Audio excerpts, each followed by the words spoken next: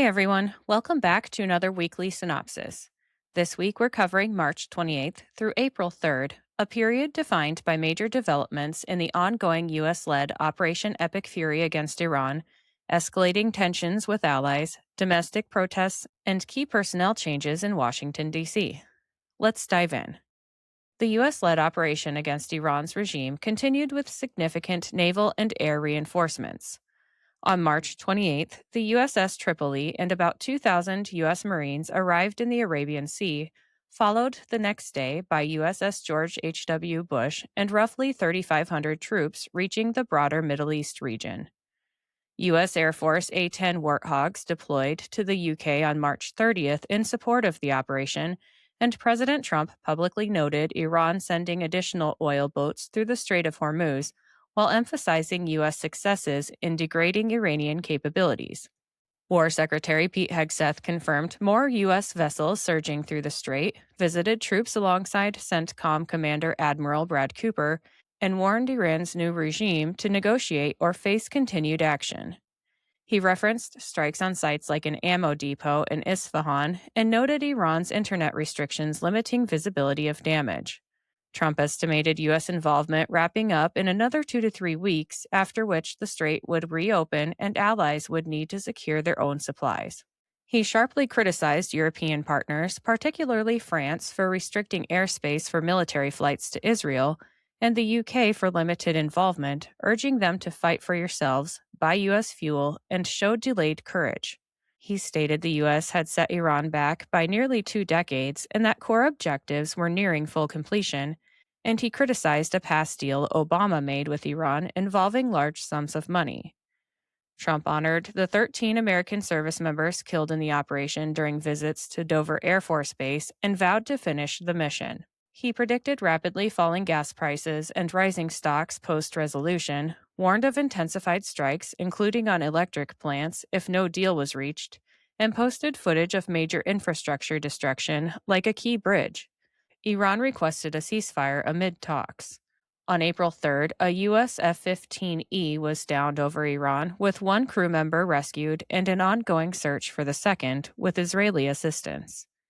Iran offered rewards for captures, and a Black Hawk helicopter was hit during search operations, but its crew was safe. An A-10 Warthog crashed near the Strait of Hormuz, and its pilot was recovered. Trump maintained U.S. forces remained dominant, with Iranian radar and anti-air systems largely annihilated, and he floated seriously reconsidering or withdrawing from NATO, criticizing allies' lack of support in Iran operations and burden sharing.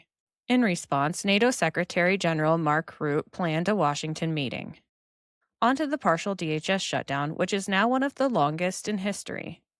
On March 28th, the House passed full funding for DHS, ICE, and related agencies, with Speaker Mike Johnson receiving praise from some quarters, and the bill moved to the Senate.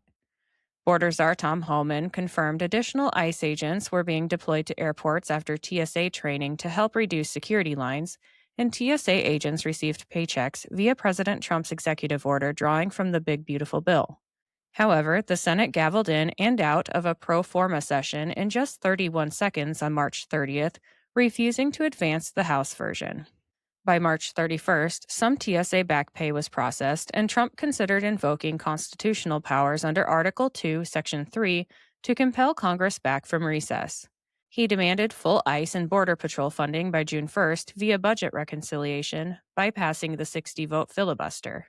Senate Majority Leader John Thune announced parallel tracks, appropriations for most of DHS, and reconciliation for ICE and CBP by June 1st, aiming to insulate those agencies.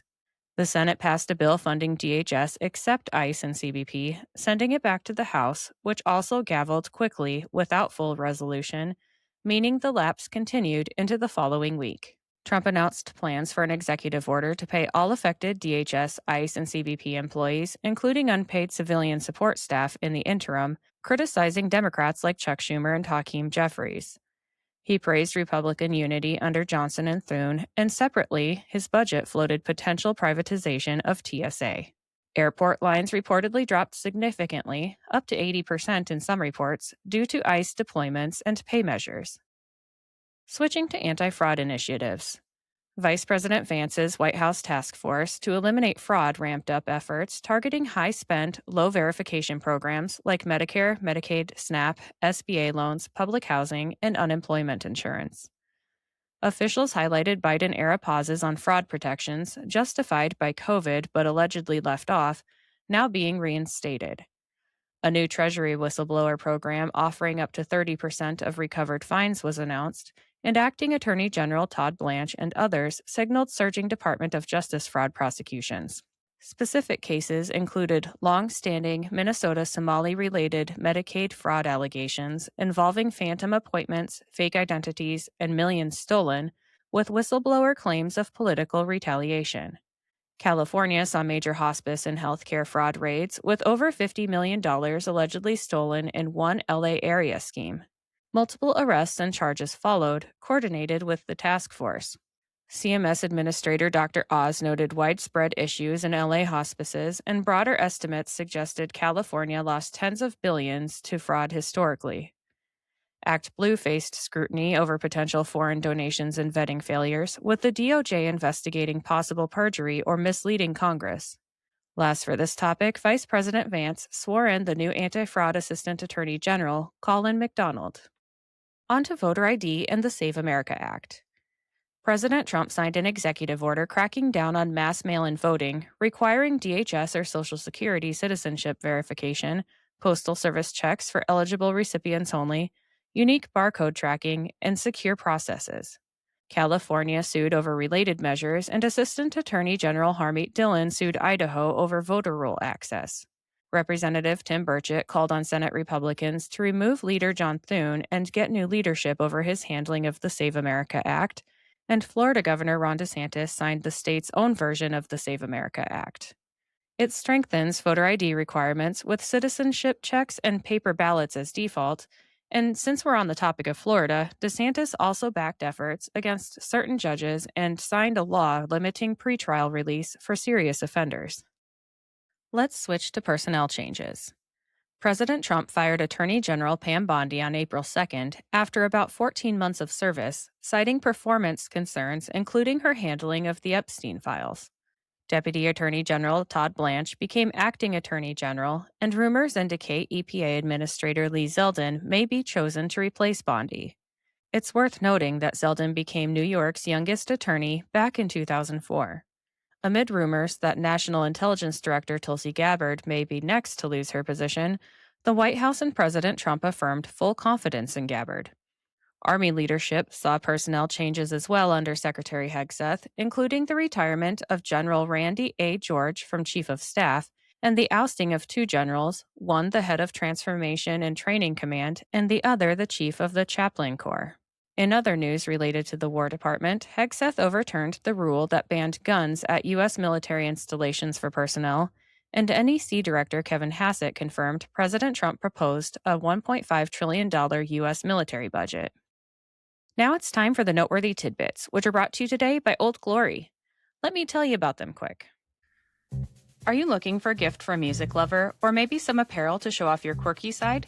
Old Glory has you covered.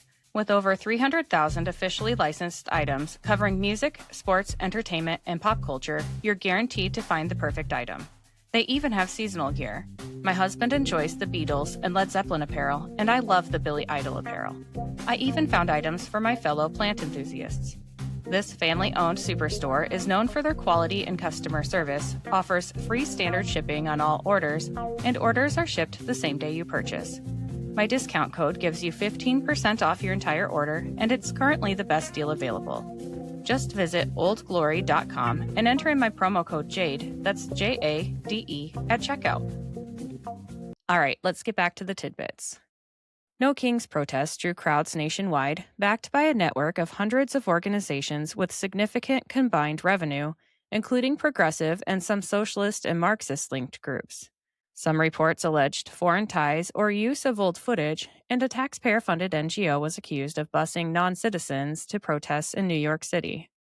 News and media outlets neglected to report on the huge pro-Trump, pro-Iranian demonstration in Washington, D.C. FBI Director Kash Patel pushed to release an investigative file involving Representative Eric Swalwell and a suspected Chinese intelligence operative, And in response, Swalwell's attorneys demanded Patel cease and desist. The Department of Justice filed a Title IX lawsuit against Minnesota over transgender athletes in girls' sports. President Trump confirmed the United States is allowing an oil tanker to go to Cuba so the people's infrastructure doesn't fully collapse, and Cuba is freeing over 2,000 prisoners as part of a humanitarian and sovereign gesture as pressure from President Trump and Marco Rubio ramps up. The FDA is ending inhumane testing on beagles, chimpanzees, and other animals. Director of National Intelligence Tulsi Gabbard is investigating intercepted communications where Ukraine officials plotted with USAID to funnel $200 million for Biden's 2024 reelection campaign and the DNC. President Trump announced that New York Attorney General Letitia James has been referred to the DOJ for criminal prosecution for home insurance fraud. An FEC complaint was filed against Representative Alexandria Ocasio-Cortez for allegedly violating federal election law and House ethics rules after spending $19,000 in campaign cash on a psychiatrist who specializes in ketamine therapy. President Trump announced that his envoy to Belarus, John Cole, was able to secure the release of 250 political prisoners by negotiation with the president of Belarus, bringing the total of those released to 500 since the month of May.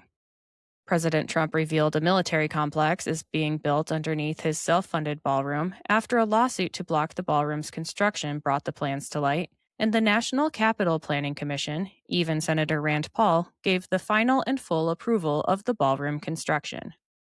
Mercedes, Nissan, and Hyundai all announced significant investments in U.S. manufacturing, ramping up U.S. production, creating thousands of new jobs, and investing billions of dollars. American journalist Shelley Kittleson was kidnapped by a group of armed men in Baghdad, Iraq, in broad daylight. Iraqi authorities say a search is ongoing, and the State Department confirmed that a man involved with the kidnapping has ties to an Iran-backed militia group. Indiana canceled all commercial driver's licenses for illegal aliens on April 1st, becoming the first state to do so. President Trump became the first ever sitting American president to attend Supreme Court oral arguments ahead of the birthright citizenship case. The Department of Justice is bringing federal charges against the illegal alien who killed Sheridan Gorman in Chicago. The head of Wisconsin's largest Islamic group was arrested by DHS for lying on his immigration form in a previous conviction of throwing Molotov cocktails into the home of Israeli soldiers.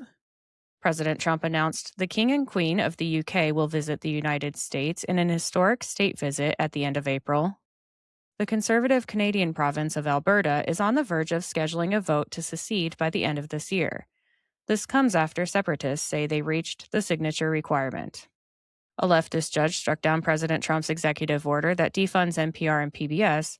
However, the Corporation for Public Broadcasting was already defunded by congressional action, and this ruling only applies to the executive order. The CBP will remain defunded.